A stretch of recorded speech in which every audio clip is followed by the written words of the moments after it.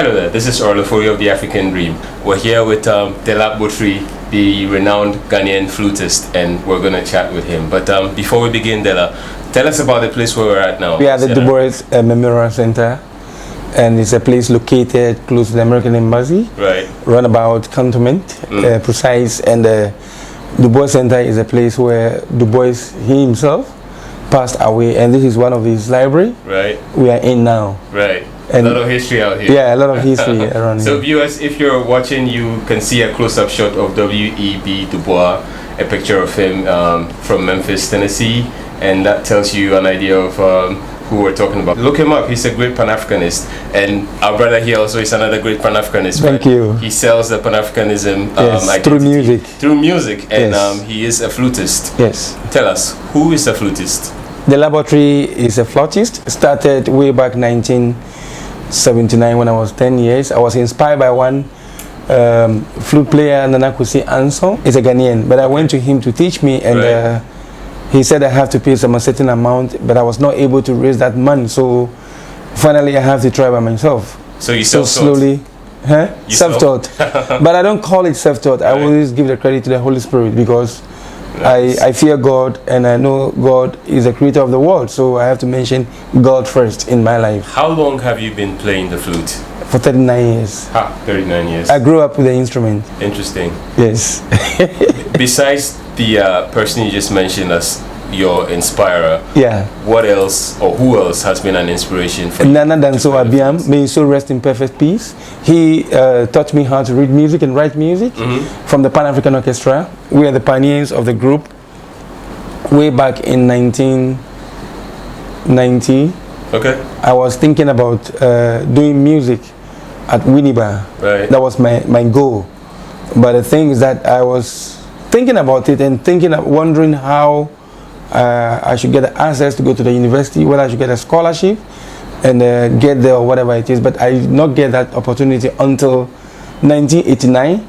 A friend of mine came to tell me that they are looking for me, and I thought it's not a serious thing. I thought maybe they normally go and play at the market, market side, and to entertain people to get money. Right. I was like, no, that is not my dream.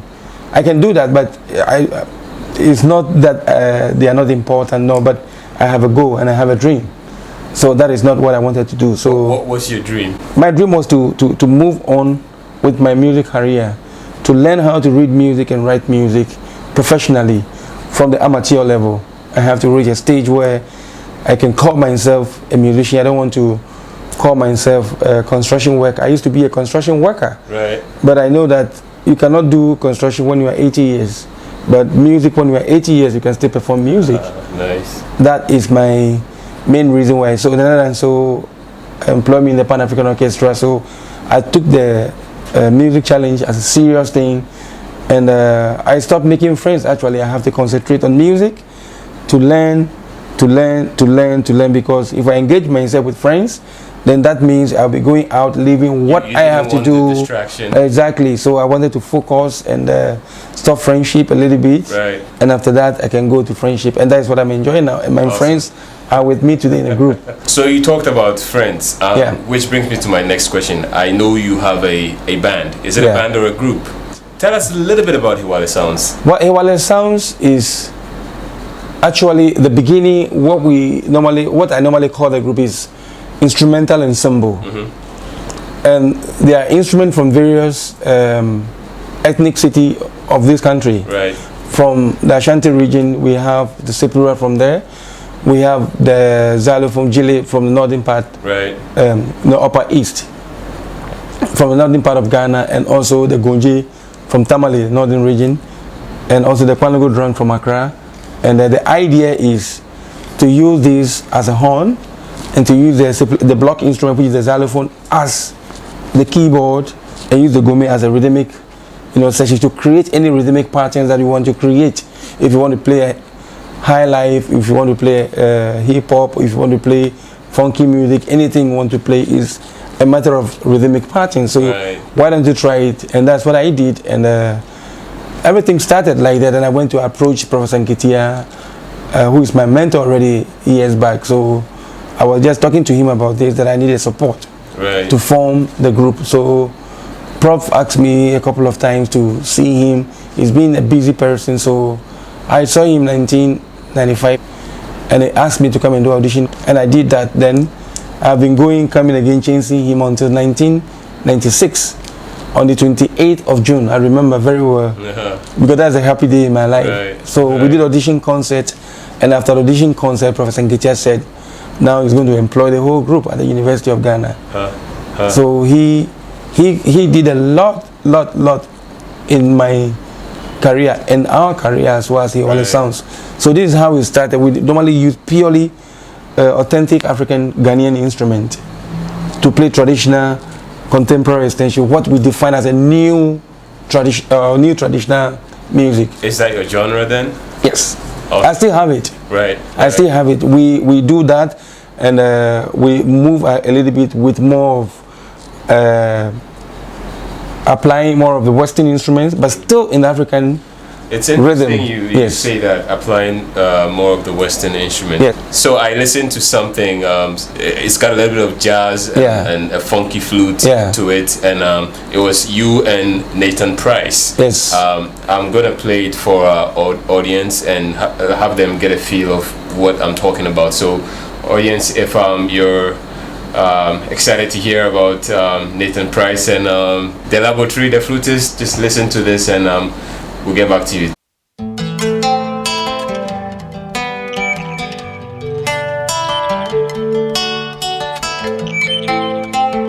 Nathan Price, a sound full of dreams.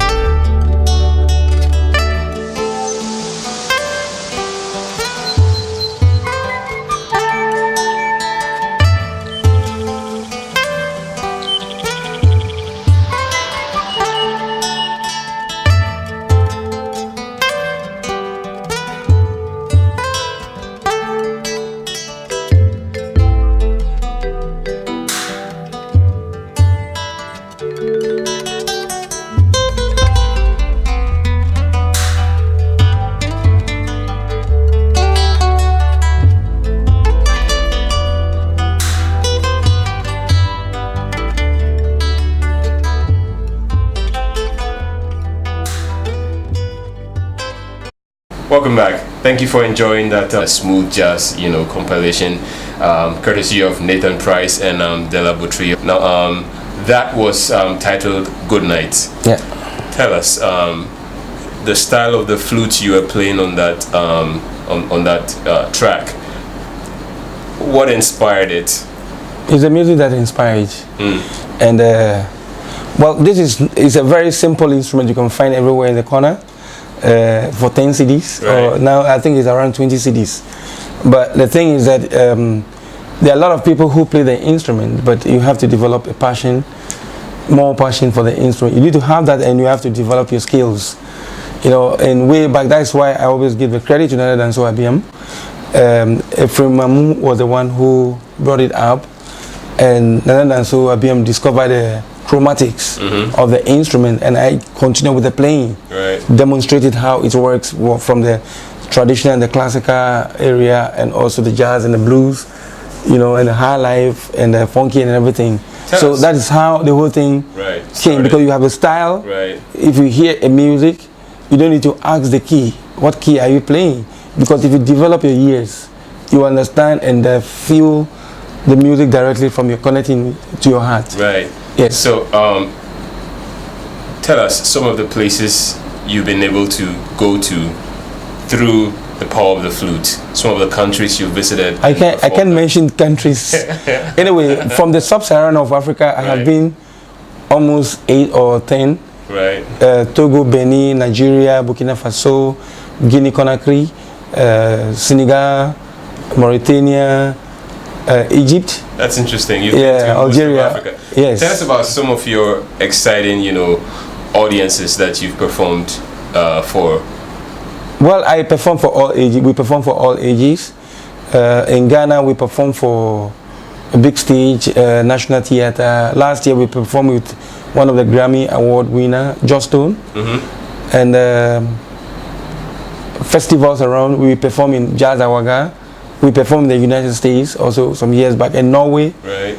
For Further Music Festival and Massa Music Festival at Côte d'Ivoire. And recently we were in Jazz Awaga Music Festival in Ouagadougou.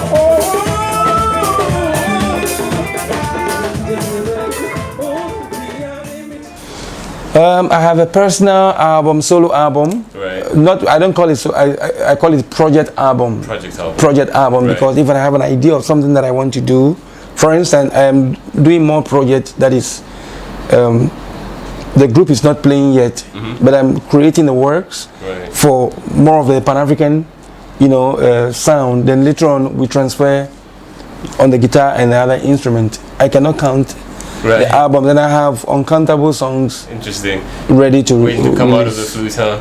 And all the instruments, the guitar, the bass, right. and yes, so xylophone. we just heard "Good Night" by Nathan Price featuring yourself.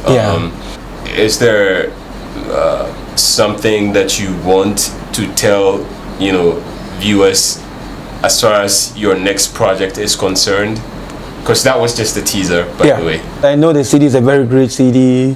Sami Awoku, one of the great guitarists, currently working with us for about 5 years or so. And David Edu, I call it the professor. He's also on the bill, and the three of us on the bill. And I know this music is going to travel because Nathan has ideas of where to catch, and is somebody who doesn't joke with the job. The first time I met him, actually, my band was playing at Holiday Inn with a traditional set. So he was just sitting down there, and he heard the sound and just came to approach me. He was like, "What from you guys?" And we started having this conversation. And I didn't know he's a musician. That's funny. I didn't know that he played the guitar. When I saw him, I just opened my mouth. Oh my God, this guy is so good. Yeah. That's interesting. And he likes Sami so much, the way Sami works on the guitar, and they can find something within the jazz, mixing with the African flavor and the Afro blue, Afro jazz. So the combination of Sami and Nathan is an amazing. It's a bomb. Yes. He told me the first time he saw me, he saw him. So everybody should look out and expect something great from the album. Now, for those watching who are already playing the flute or who are thinking about playing the flute, as far as tips and tricks are concerned, what advice do you have for them? It's a very hard work thing. Sometimes, like in Ghana, people call people that play. I'm always happy to talk about this now. I don't talk about it before, but now I want to talk about it for people to know. We have to give the right education to the people. People sing, or those who go to the studio for somebody to program for them to sing, they call them singers in Europe. But if you go to America and you say you're a musician, the very first question they ask you is, what do you play? It's not an instrument you can just wake up and just say you are going to play. You can wake up today, you say you want to play bass. You have to develop, you have to be more disciplined. You have to discipline your mind, you have to discipline yourself. You have to have time and say, today I have to have 4 hours to develop my skills. I'm going to play. I'm going to play maybe a long note, maybe, or I want to play semi-quiver note, or if I want to play demi-semi-quiver note, and you need to practice. I have developed a new concept of teaching, and that's how I started. I started playing the instrument. First, I have to teach you orally, without reading. You have to learn your skills to know your skill. After your skills, I have to teach you how to move your fingers, and after that I have to teach you the skill.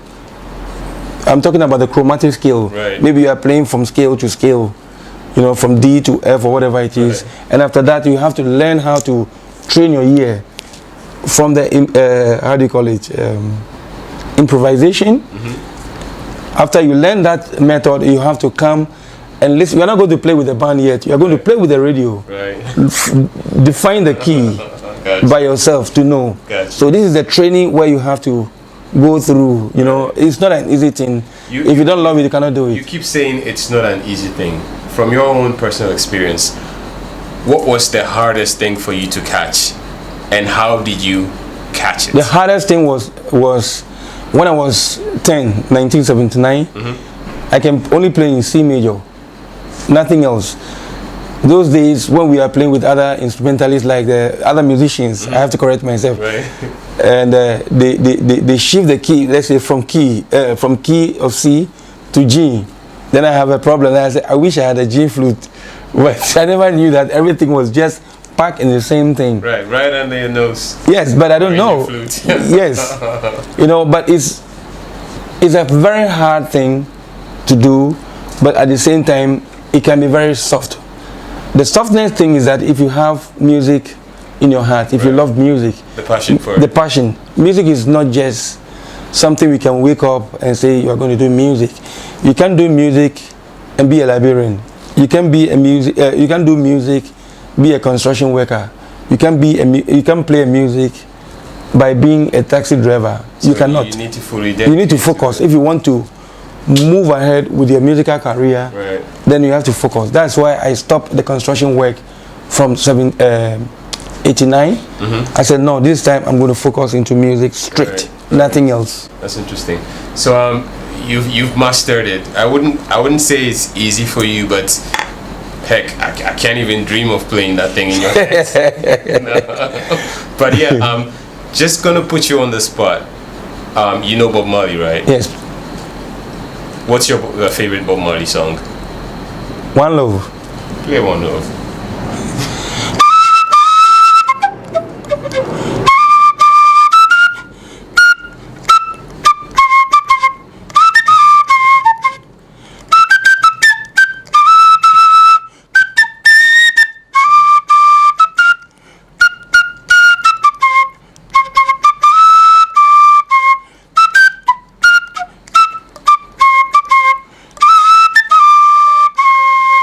Flutist Dela Botri giving us a lovely acoustic from the flute, and he's out here with us at the W.E.B. Du Bois Center in Ghana, West Africa, the capital city Accra, and we're getting to know him a little better, and he was just giving us a rendition of One Love by Bob Marley on his flute. Yes. Now you've gotten us so excited. Thank you. We're probably going to have you give us a little performance to end the interview with. Tell us, where do you want to take this? I want to spread it to the whole world, to know that Ghana, we have a culture.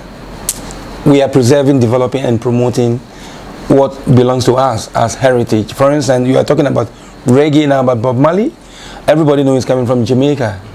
When you talk about American hip-hop or dancehall, is coming from Jamaica. Hip-hop is coming from where? America. So what do we have as a Ghanaians to export internationally? That is one of the questions always we have to think about ourselves as a Ghanaians. That's why I don't want to live anywhere around the world. I want to stay in Ghana, travel, come back home, travel, come back home. By going is what? To showcase what we have. But the thing is that we are trying to speak to the media, because media play a very important role when it comes to this, the promotional aspect of it. Because when you have done a very beautiful work, you need to give it to the media for them to play. In those days, GBC used to have our national GBC television station here in Ghana. They have a program they call Music for Countryside, and these days I don't see that again. Sometimes I feel so sad that what are we doing? They are supposed to be the national heritage, station that preserve all these things, and we don't have any archive that tells us our history about our music. I mean, sometimes it's a little bit worried. Right. So we want to take the music to the international level for people to see that Ghana also have something. Like you can hear from salsa, right. It's coming from the Caribbean. The classical music is coming from where? It's coming from the Western European world. Right. So traditional music and high life and Afro jazz belongs to us. That's what we have to export internationally. Thank you, Dela Botri. You're welcome. It's been fun talking to you. Thank you. We need to have you give us a performance. I hear you have some of your crew out here, so let's go get them. Yes. Folks, we'll be back with you soon. Hello, I'm David Eju, and I play bass guitar in Hewale band. Yeah, I'm Samuel Oko, the lead guitarist for Hewale Sound, and also playing with the Daytime Prize. So we are going to play one of the tunes called Laila. Laila is a traditional music from Burkina Faso, which I study. And I brought it back to Ghana to fuse them with these amazing musicians that we're working together as a family. And David will give us a start.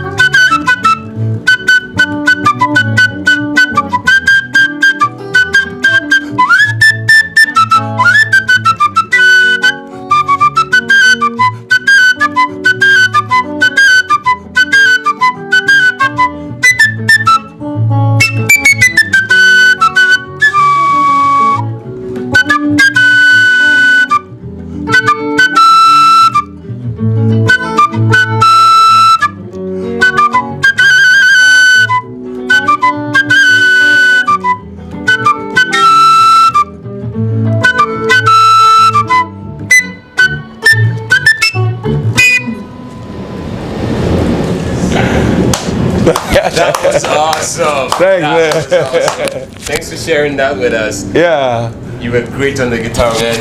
And you too. Awesome.